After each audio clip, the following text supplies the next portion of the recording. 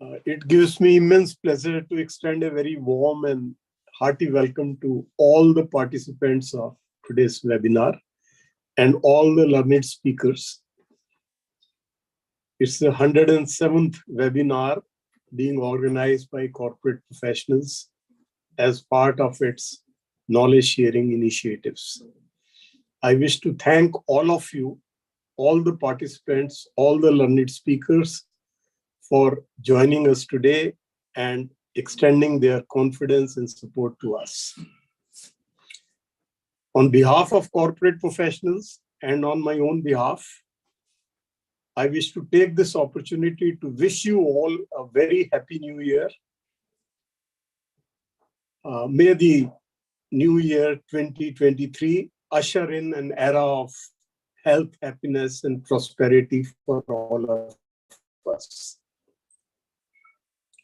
Today, being the first webinar of the month, is a very special and unique webinar, as experts take us through all the regulatory and legal updates in company, securities, and insolvency law during the last month.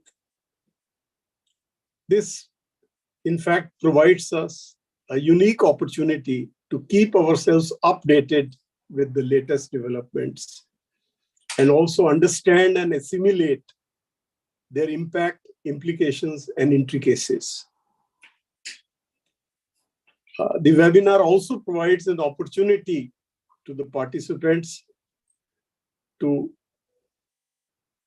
ask their queries and the experts to resolve the queries.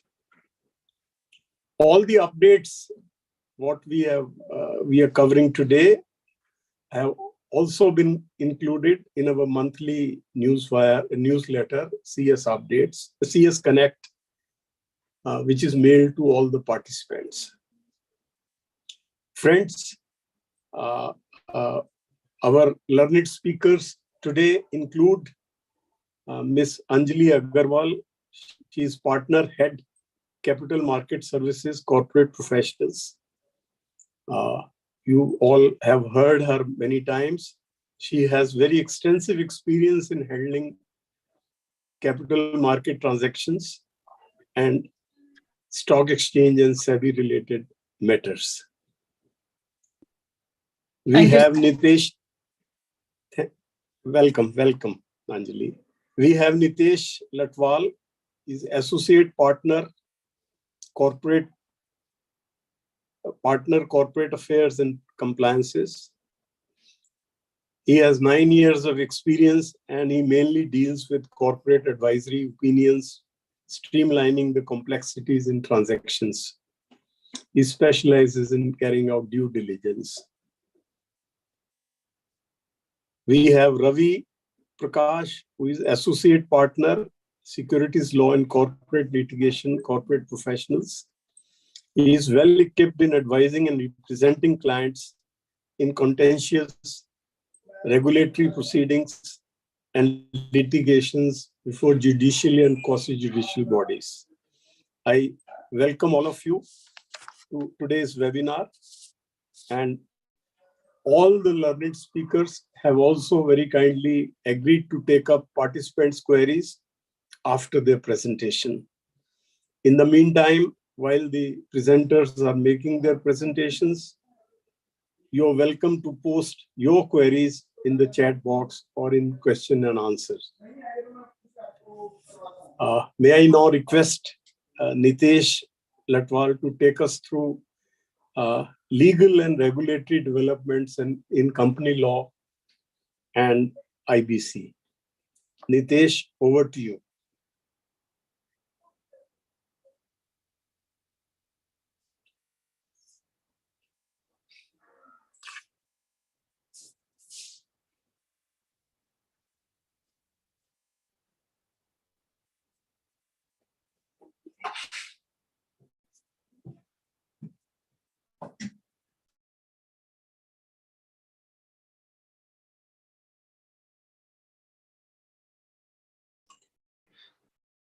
Good evening, friends. Is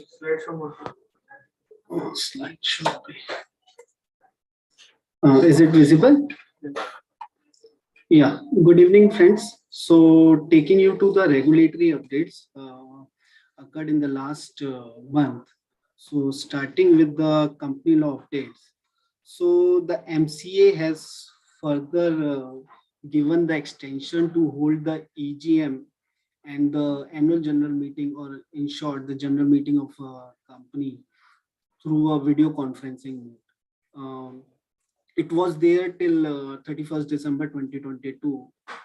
Since the COVID, there's a there's a possibility that it will come back. So on this precautionary measure, the MCA has allowed the company to conduct the general meeting through video conferencing till 30th September 2023.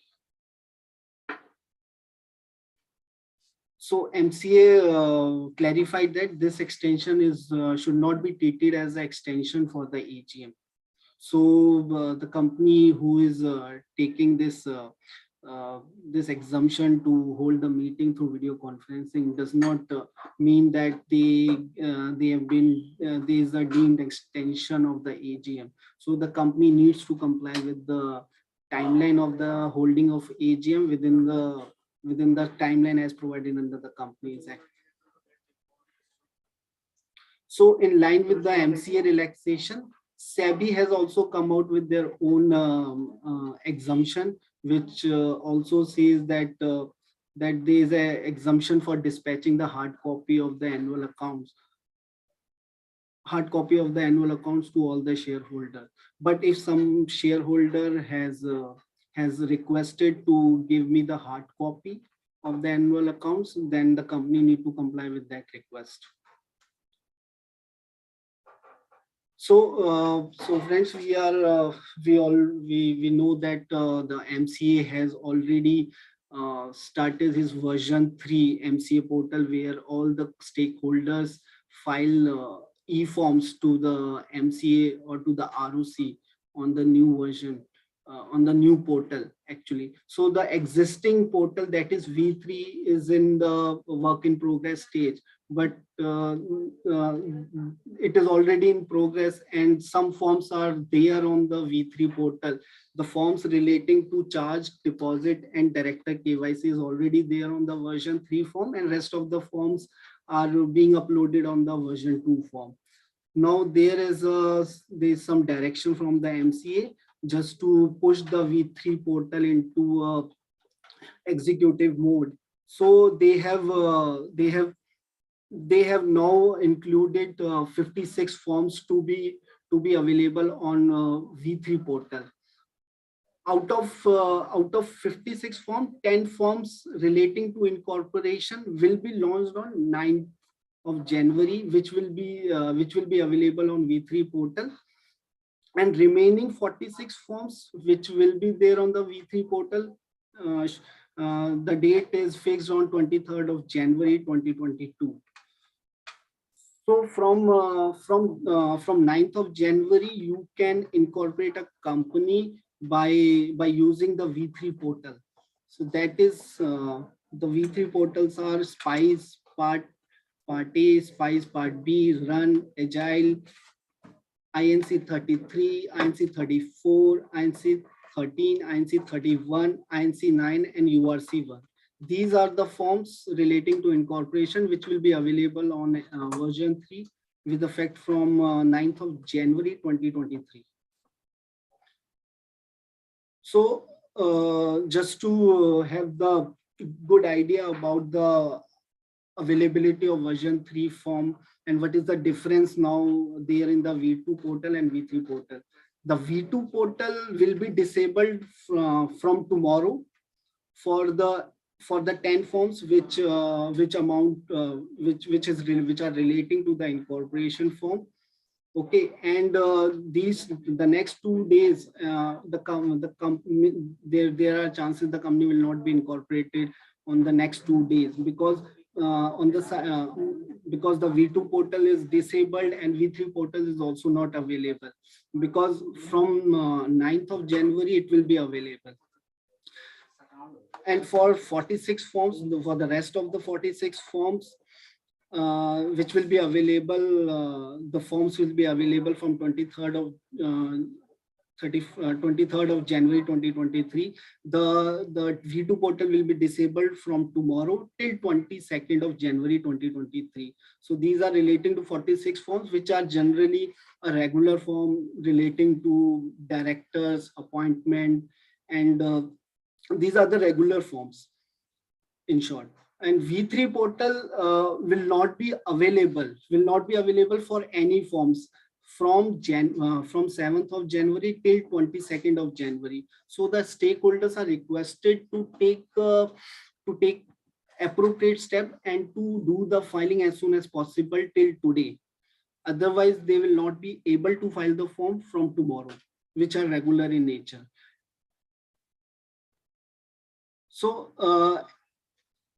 But there is an exemption in the corporate action form with regard to the allotment of shares form. This will be available for filing. This is the only form which got exemption. So this will be available till 19th of January 2023. Okay, so the exemption is only allowed to PS3 form. This is regarding to return of allotment. Then this is available for filing on the V2 portal on 19th of till 19th of January 2023, and thereafter it will also be it will be stopped from the 20th January. You can only file the PS3 on version 3 form after 23rd of January. So there is the MCA has put restriction that that on the V2 portal there should not be no SRN should be pending for payment or on the resubmission mode. So the stakeholders are advised that whatever they are filing the form, it is correct in nature. It is it should not have any kind of deficiency. Otherwise it will be under resubmission mode, and if it is resubmission mode, then they will not be able to resubmit the form on the version 2 form. So they don't have any choice but to file the fresh form on V3 portal. And you are already aware that on the V2 portal, pay later option has already been disabled. So after this, all these 56 forms, 20 forms are still there on the V2 portal. These are majorly regarding annual filing is got exempted. You can still file the annual filing forms on the V2 portal, and other forms are filing the layers of subsidiaries, and INC3 active forms you can file even tomorrow as well. There's a BAN2 form, there's MGT15. So these are all regarding with the AGM annual filing forms. And this is the ADT1, AD2 auditor related form, cost auditor related form, striking of application form, GNL1 form where compounding application AGM extension is filed, SME form, and appeal against the adjudicating or adjudication officer. So these are the forms which are still there even after version 3 will be launched. So these are the forms you can still file on V2 portal even from tomorrow as well.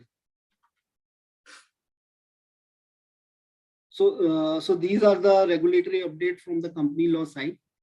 Okay, so one has to make sure that INC 28, these are the forms. Though INC 28 is very critical form, and along with other forms RD1, so one have to make sure that when the company is, because INC 28 and application form are there in the 56 or 46 forms which are on the V2 portal, V3 portal, which will be available on the V3 portal, and these forms are basically a timeline form where there is an NCLT order, merger amalgamation order, or any adjudicating or compounding order. So thus the timeline are very stringent. If you do not comply with those timeline, so you have to file the condonation application. So just make sure that you file the form today itself if the timeline has already started, because there may be a chances that by the time you reached on 22nd of January, the timeline got expired and you need to apply to the NCLT for the condonation.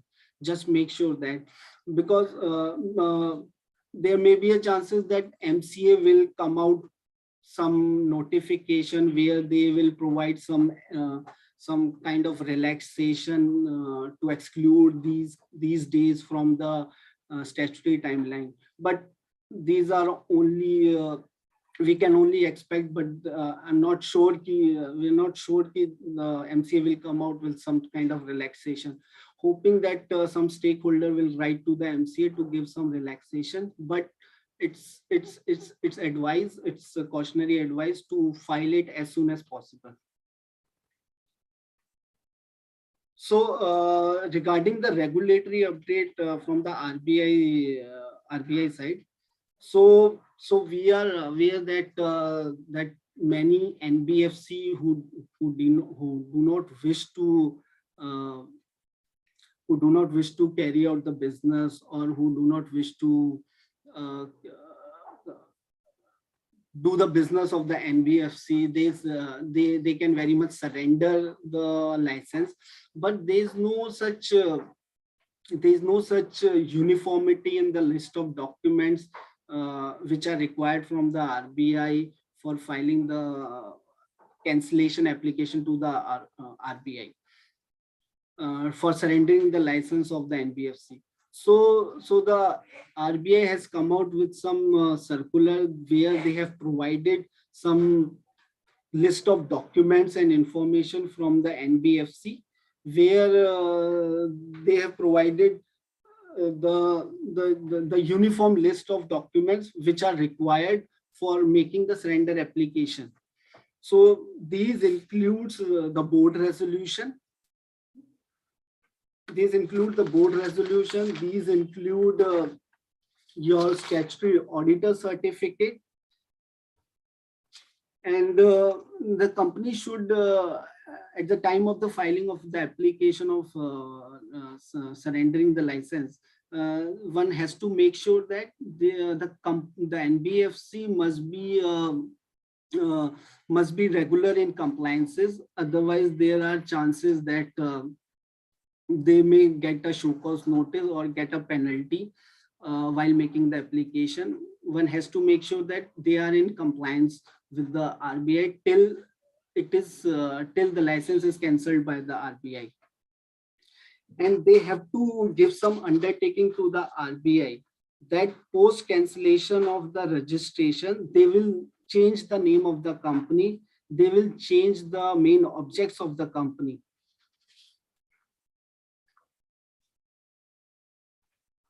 So there are some undertakings from the RBI, and there is one more undertaking that even after cancellation of the license by the RBI, you need to file the audited balance sheet for the next 2 years, just to make sure that the company has not carried out any NBFC activity even after cancellation of the license.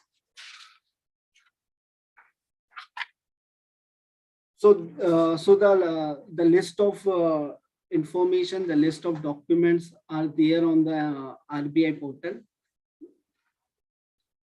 So RBI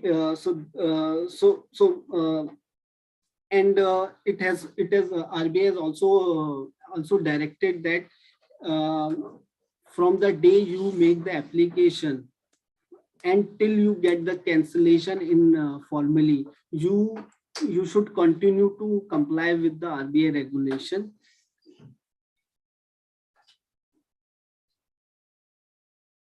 The next circular with regard to that, RBI allows the bankers and NBFC to sell the loans before the default. So generally the the banks or the NBFC do not sell the loans which is do not sell the loan which are in the stress mode. If it means they do not sell to the ARC till the time they got NPA. They generally wait. They generally wait the loan gets default or classified as a NPA. Then they will take action, or they will take the action to transfer those NPAs to the ARC. Now they can, if they have a expected, if the banks and the NBFC are expected that there may be a default, any borrower has the chance to make the to if the NBFC are of the view that there may be a chances that this borrower will make a default, then they can take the step and sell the loan to the ARC. So generally, for your information, generally a loan is categorized as a default on failure to meet any repayment obligation, and they are generally categorized as SMA 0, SMA 1, SMA 2. Normally, a bank takes the shape of the NPA only after crossing the SMA 2 stage. Normally, the bank does not sell immediately on default in its initial stage. The reason is that they hope that default may turn good in future and the bank will be able to recover the same on their own. So the bank prefer to sell the bad loans only when the borrower becomes NPA or on passage of 90 days of default, which is the criteria mentioned in the RBI directions. Now the RBI said that the banks can sell to asset reconstruction company immediately after the default, or even a one-day default they can sell to the ARC. The idea is, if the banks are able to sell the bad loans early, the recovery rate gets higher accordingly. In contrast, the way the default gets older, the chances of revival becomes difficult. So it is a win-win situation for the financial institution, and it is for the win-win situation for the ARC, because the more you delay to get the loan transferred to ARC, the lesser the recovery from the borrower. The next is the clarification given by the RBI. So the RBI has clarified that the cases which are admitted to the NCLT under IBC are also required to be reported to the CICs. So generally when a company gets admitted, when a borrower company gets admitted to IBC, so there are cases where the banks or the NBFC do not report the defaults on a regular basis to the CICs. So on the basis that, because they are already in the IBC, so it is well aware by the stakeholders that all knows about that the company is into the IBC, so they do not think that the information must be given to the CIC. So RBI has clarified that even if the borrower company in the IBC, you have to furnish the reporting of such default to the CIC on a regular basis.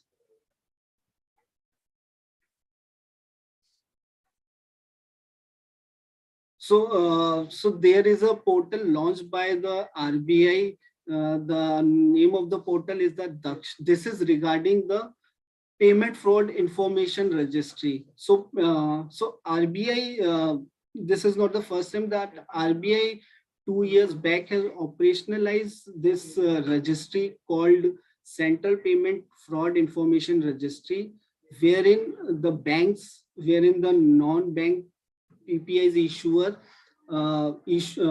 has to report the fraud to this registry. So to the registry, all the stakeholders can easily access the information where where any fraud is committed, so that they get aware of all those which are involved in the fraud, and so that no fraudulent person can take the advantage of making another default. So to streamline the process and to make that system more efficient, so the system Daksh is launched by the RBI just to make that processing or reporting mechanism more efficient. And this has been effective from 1st of January 2023. And all the migration from CPFIR has been migrated to this new system.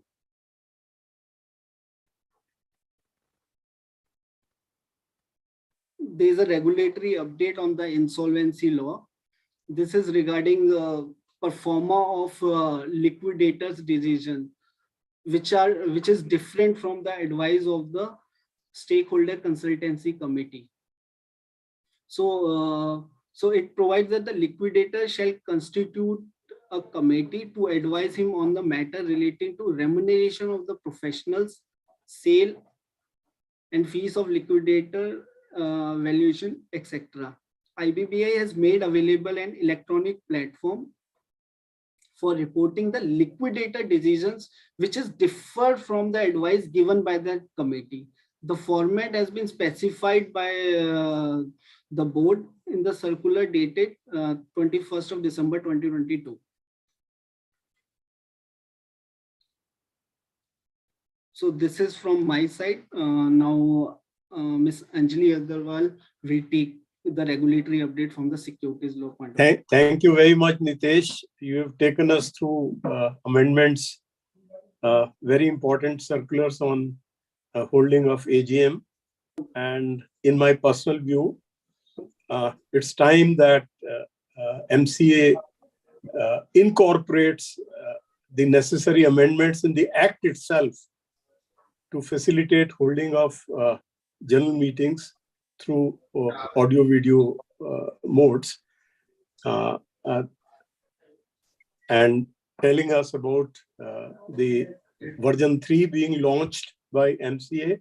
That I'm sure will result in a lot of advantages to MCA as well as the corporates, because the new version will generate a lot of information and a lot of data.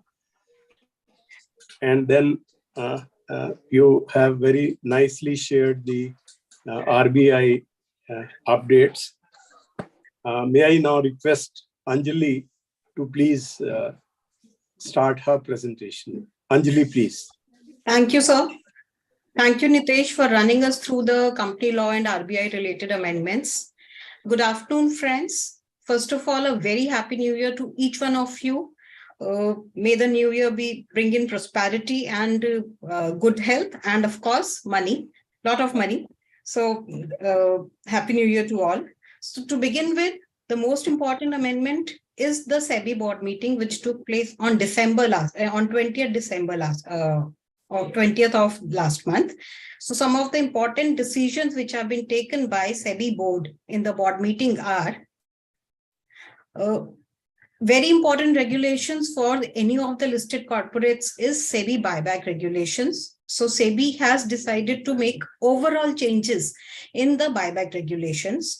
To begin with, just to give a brief, under the buyback regulations, there are majorly two modes of buyback. One is the open market route through the stock exchange, and the other is tender offer route.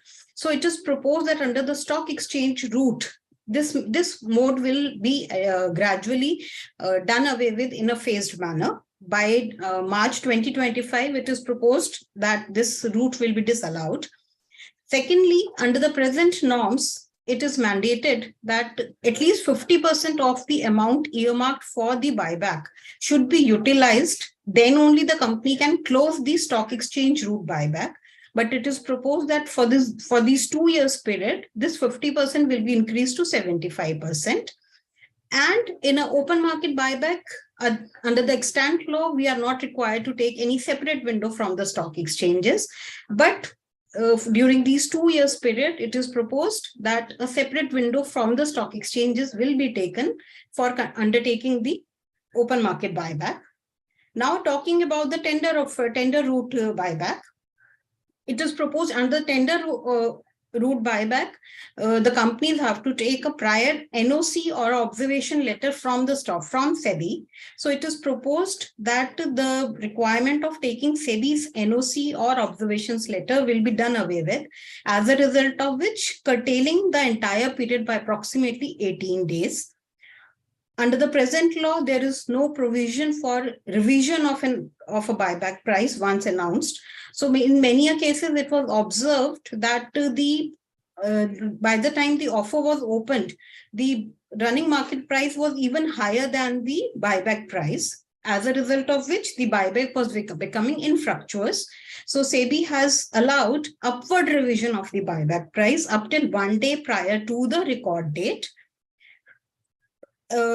It has been mandated that all the relevant advertisements or documents pertaining to the buyback have to be uploaded on the website of the stock exchanges, the merchant banker, and also the company. Although we do it presently as well, but now it is mandated now it will be mandated in the regulations itself. Although amendments have not yet been made effective, but most likely in another 15-20 days, the same shall become effective. Next, Nitesh.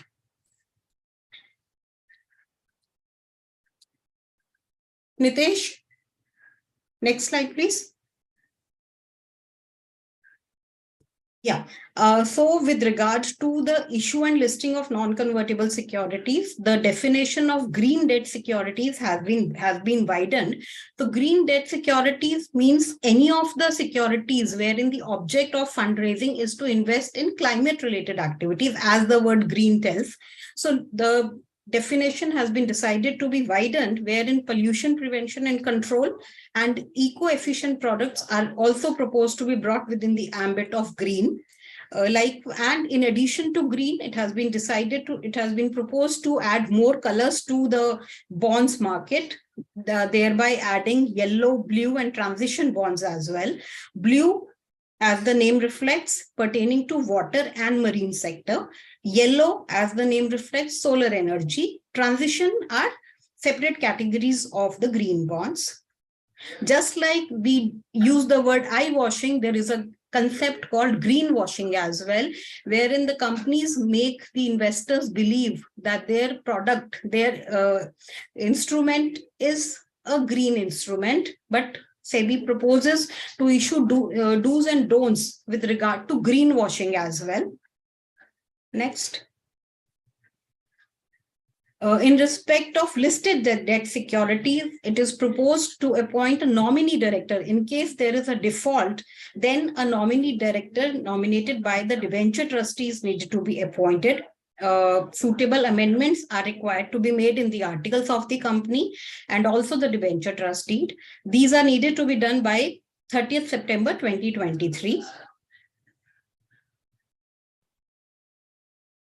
Very important provision with respect to public issue of debt securities. Under the present norms, there is no provision, no time duration mandated anywhere as to up till what time or for what duration the public issue of a non-convertible debt security is to be opened. And companies were doing it as per their own whims and fancies. So now it is... just a minute, Nitesh, please. Yeah.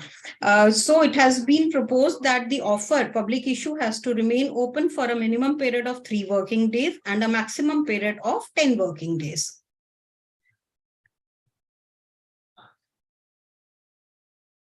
Corporate governance, as we have been telling time and again, corporate governance is of paramount importance from the regulator's point of view. Till now, it was applicable only to the equity listed companies. Sometime back, it was made mandatory even for the debt listed companies. Now it is proposed that CG norms will be applicable for REITs and InvITs as well. And according amendments will be made in the REITs regulations, InvITs regulations, and also the listing regulations. Certain more provisions are proposed to be amended with regard to REITs and InREITs. For example, the tenure of the auditor. It has been mandated that the auditor shall be appointed up till the conclusion of the 5th AGM of the unit holders. The scope of audit, they shall issue limited review audit of all the entities or companies whose accounts are being consolidated.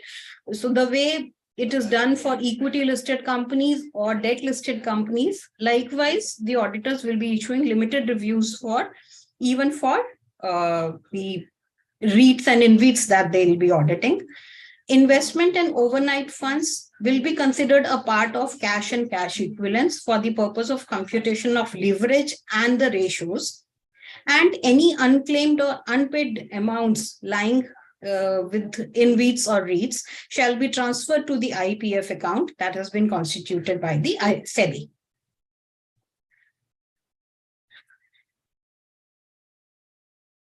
Now, this is a very important provision amendment which has come in and will pave way for disinvestment by a lot many public sector undertakings, and how their promoter public shareholding bifurcation can be accepted, can be taken care of. So under the listing regulations, there is a regulation 102, which talks about the powers which SEBI has to grant relaxation from strict enforcement of any of the requirements of LODR. So for example, a company is not in a position to comply with any of the requirements of LODR. It have the right to make an application to SEBI, and SEBI on a case-to-case basis may grant such exemption. So a new regulation 1021A has been promulgated. This is in respect of any of the applications made by central government in relation to its strategic disinvestment in any listed company. So as we talk, yesterday only an amendment has been issued by exemption has been issued by SEBI in respect of IDBI Bank. We are sorry that due to paucity of time, we could not incorporate the briefs of the exemption in our presentation, but the presentation that we'll mail to our participants or we'll upload on our website will have the brief of the amendment of the exemption. So just to give you a brief, IDBI Bank is a public sector bank, and wherein 45% is held by Government of India and 49% is held by LIC. Together, they hold 94% of the equity. It is proposed to do a disinvestment to the tune of 60%, whereby the promoter holding will get reduced to 34% as against the present 94%. Government of India made an application to SEBI under this newly incorporated 1021A regulation, pursuant to which yesterday only they have got the exemption. They have allowed that post divestment, Government of India will be allowed to be a part of the public shareholder, to be reclassified as a public shareholder. They have also mandated that the Government of India's holding in IDBI will not be more than 15% ever, and the company will have to comply with MPS within a period of 1 year. So this kind of exemption earlier was not possible, earlier was not viable, but now by virtue of 1021A, this kind of exemption can be given. Nitesh? So as we discussed, similar amendment has been brought in the SCR rules as well, wherein central government may relax PSUs from minimum public float rules. Any listed company wherein majority holding, direct or indirect, is either by central government or state government or any of the PSU, may be exempted from any of the provisions of MPS rules if the same is in public interest.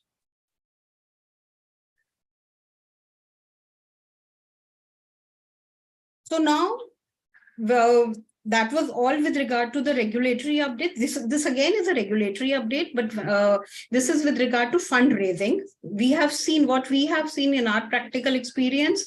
preferential allotment is the most commonly used mode for raising funds.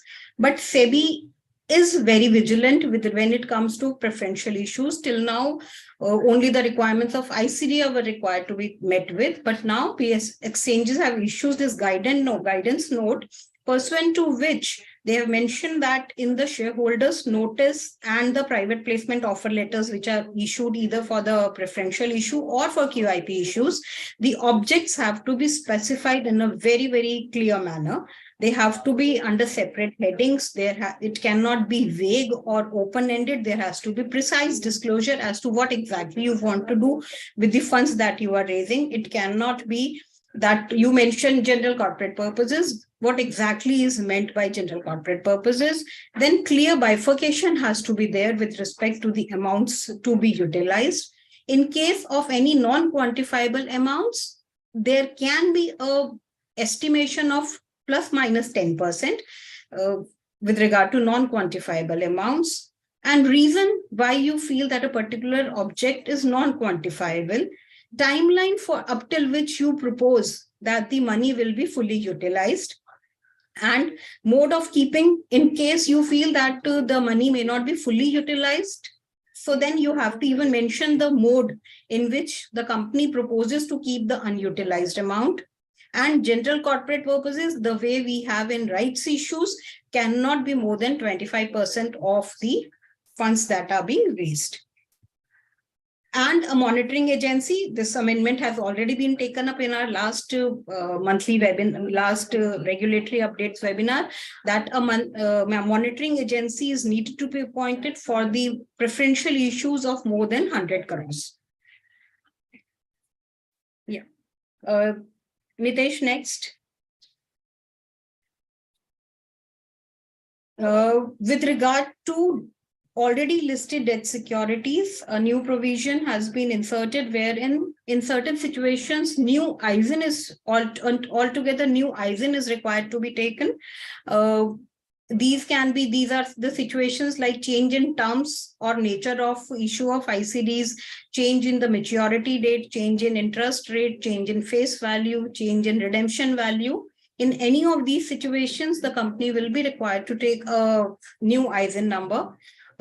However, certain situations have been mentioned wherein new ISIN is not required. Situations like change in underlying security or creation of additional security or creation of a security, new ISIN numbers are not required to be taken in these cases.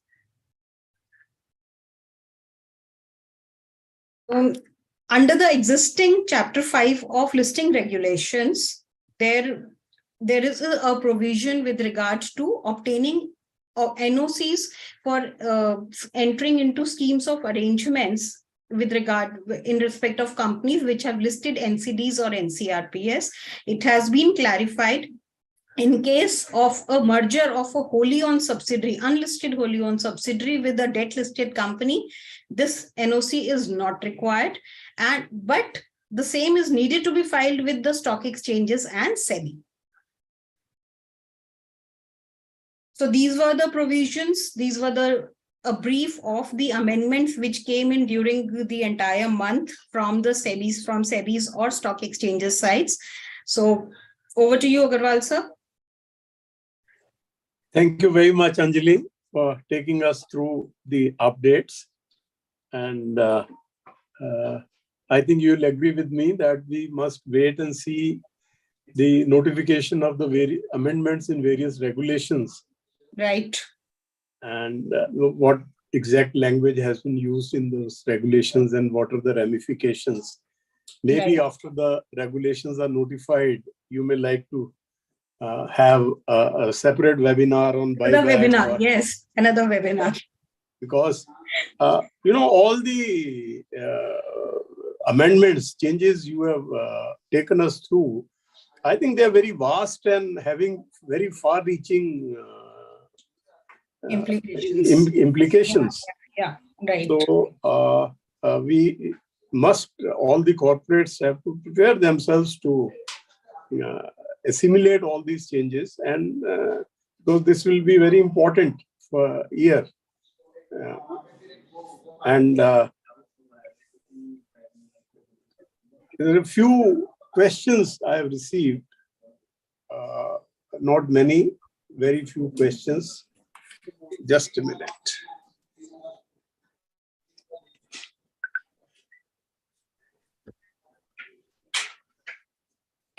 Nitesh, there is a question for you. What about extension for board meeting through VC? Nitesh? Yes. Yeah, so there's no need of any exemption or extension for the board meeting. The rule has already been amended, which allow the board to call the meeting through VC to carry out any business agenda item, even for those restricted items which were there originally in the company law. That has already been amended 2 years back. So the board is free to hold the meeting through VC to carry out any business operation, to carry out any business agenda item, even for the financial approval of financial result, board report. Thank you, Nitesh. There is another query for you. What is the implication of RBI regulation on the individual borrower whose loan is sold to ARC, even though such loan is not in default or in NPA? So they have to comply with the RBI direction with respect to the transfer of loan directions, which requires every NBFC to comply with minimum retention period, and those criteria is there in the RBI regulation pertaining to transfer of loan to ARC. So there is a specific direction 2021. So the company, that NBFC or a bank, need to comply with. Nitesh, any implication for the borrower, not the lender, borrower whose loan has been sold to ARC?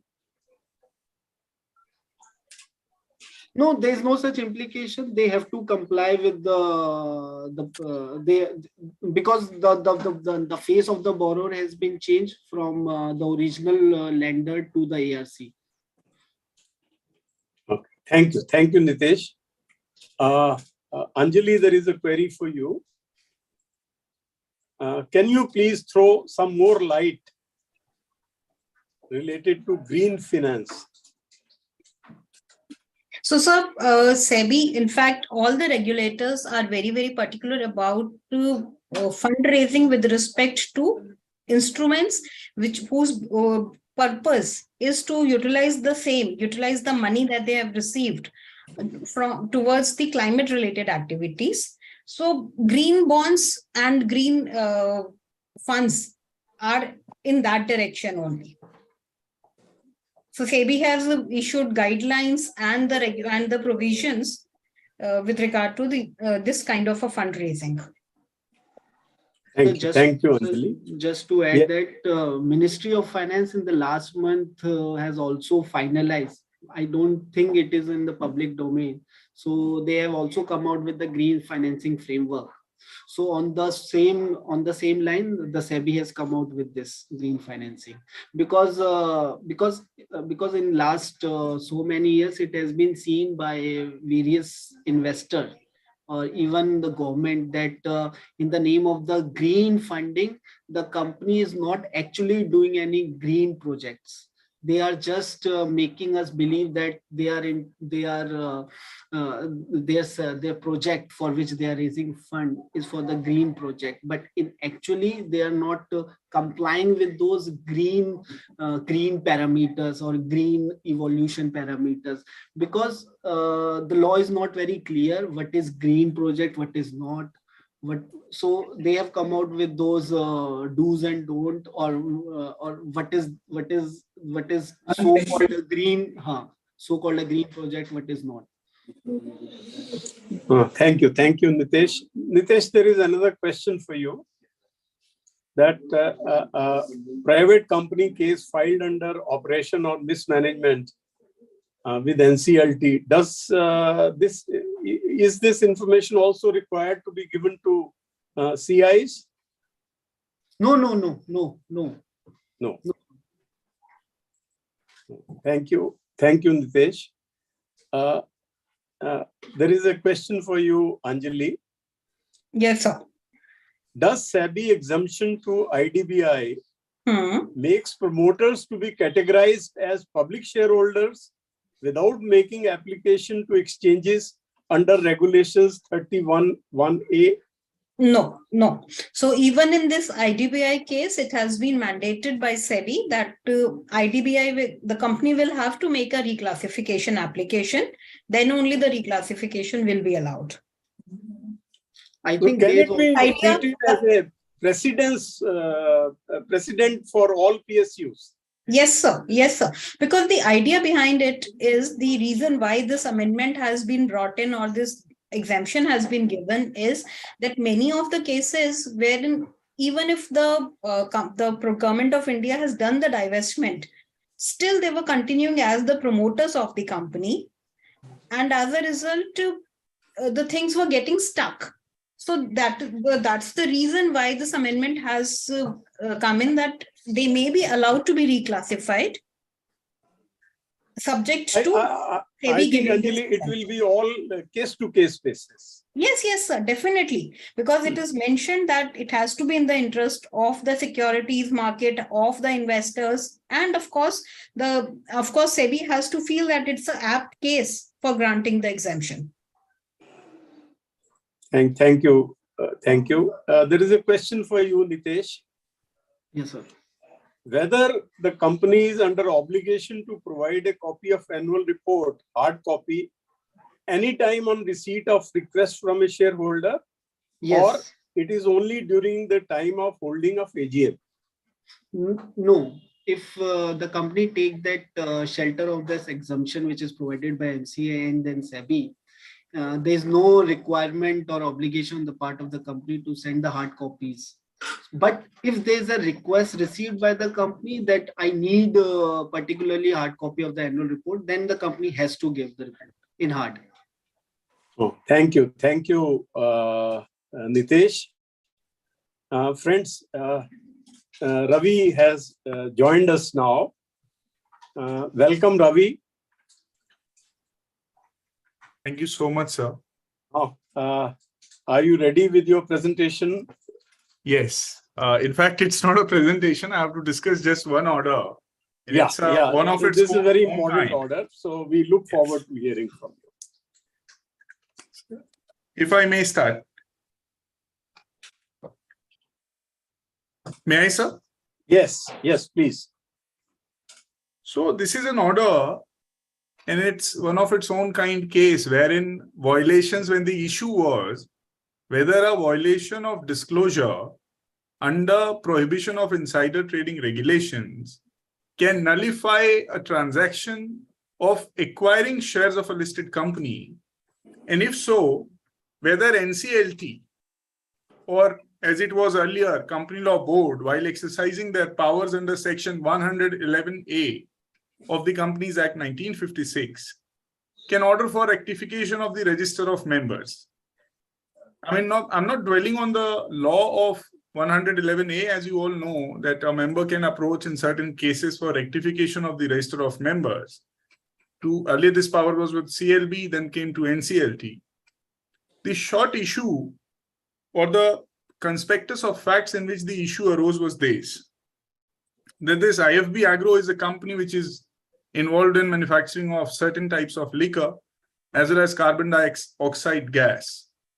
And the respondent, which is SICGIL, India Limited, and the other respondents, this company was into manufacturing dry ice and carbon dioxide gas, which you know is an industrial gas. So this respondent, the company as well as the managing director and other people, they started acquiring shares of this appellant company, which is an Indian company, a target company as per substantial acquisition of shares and takeover regulations. And they were in talks of this with this company to do a collaboration, but those talks did not fructify. So therefore, these respondents were gaining more and more shares from the market so as to control. I mean, the appellant company stated before NCLT that they wanted to gain control over this target company.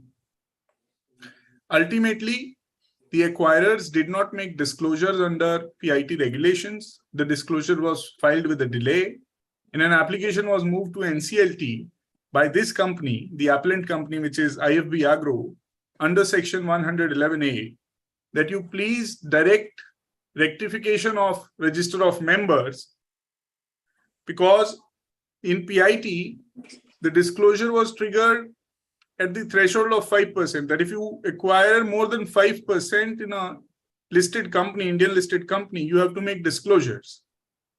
And because you have not made disclosures, so whatever you hold above 5% or the shareholding which will take you to the 5%, apart from that, you have to sell off, you have to dilute it down, or the company would have the facility to buy it back. So this was the order of the NCLT. They exercised their power under Section 111A and said that because you have violated PIT regulations, you have not filed disclosures, the company would have option to buy back shares over and above 5%, and you must comply with this. To that extent, they rectified the register, and they said, while ordering this, the NCLT also remarked that the SEBI and CLB as NCLT, they both act in different jurisdictional fields. So therefore, SEBI is not precluded from taking any action. The matter went to NCLAT. NCLAT, of course, the respondents, which in this case was SICGIL, appealed to NCLAT. NCLAT reversed the judgment of NCLT on the jurisdictional grounds. And ultimately, the NCLAT's judgment was appealed to Supreme Court. And the Supreme Court have found favor with the judgment of NCLAT. All the reasons are a little different. What Supreme Court has said that this issue has been covered by their earlier judgment of Ammonia Supplies Corporation Private Limited versus Modern Plastic Containers Private Limited and others. And that is the judgment of 1998, reported in the journal. They say that when you have a specific regulatory regime, the violations must be adjudicated by that specific regulator and other authorities, and specifically the authority of NCLT under Section 111A in the erstwhile Act, and currently under Section 59, the rectificatory jurisdiction of NCLT is a limited jurisdiction. They can't get into the disputed questions of facts or where the issue is a tribal one. So they said that ex ante, the issues must have been adjudicated by SEBI, and NCLT could not have stepped into the shoes of SEBI, into the realm of SEBI, and the questions of SAST, PIT, and validity of disclosures under those regulations were at question. So therefore, the Supreme Court said that we follow Ammonia Supplies, which is a good law, and it stands as it is. And NCLT cannot use its powers under 111A or the current 59 to step into the shoes of other special regulators or take into account situations and adjudicate upon them which are otherwise required to be adjudicated by specific regulators. And then therefore they said that the NCLAT order is good. And they rightly said that NCLAT dismissed NCLT's order by reaching to a right conclusion, but the means to reach those conclusions have been very beautifully laid down and delineated by the Supreme Court. So I would say it's a case which also tells you that it is not only important to reach the right end, it is important to reach the right end by the right means. And that's what Supreme Court has done. Thank you, Ravi. Reach the right spot through the right route. Thank you very much for taking us through this very important Supreme Court order. There are continuing with our question and answer. There is a question for you, Nitesh. The shareholders list may be given to any of the shareholders of the company if one desires or asks in writing. Can you Yeah. Nitesh, can you hear me? Yes, sir. I'll repeat. The shareholders list may be given to any of the shareholders of the company if one desires or asks for it in writing. Please describe along with the mentioning the section number of the Companies Act 2013. So if some shareholder want to take the list of the shareholder, they can Yes. easily ask for it and get the certified true copy. But there is a change in the Companies Act rule, which says that you cannot take the personal information of the shareholder, like PAN card, address, and all. You can just take out the name of the shareholder, folio number, that's it. Our participant wants to know the section number or the rule number, or you can intimate separately. So I can intimate separately. It is around section. It is something around section 88, read with the rules. So the rules has that amendment which put the restriction on taking the information, personal information of the shareholder. So thank you very much, Nitesh. I think our panelists today have beautifully elaborated the amendments, dealt with the amendments, and there are no more questions. We are already through all the questions. If any of the participants has any further queries or any questions, they are welcome to write to us, send the queries to us, email to us, and we will reply to that. And since there are no more updates, we come to the close of this webinar today. I wish to thank all the participants who participated in very large numbers today in this webinar, and all the learned speakers who have very beautifully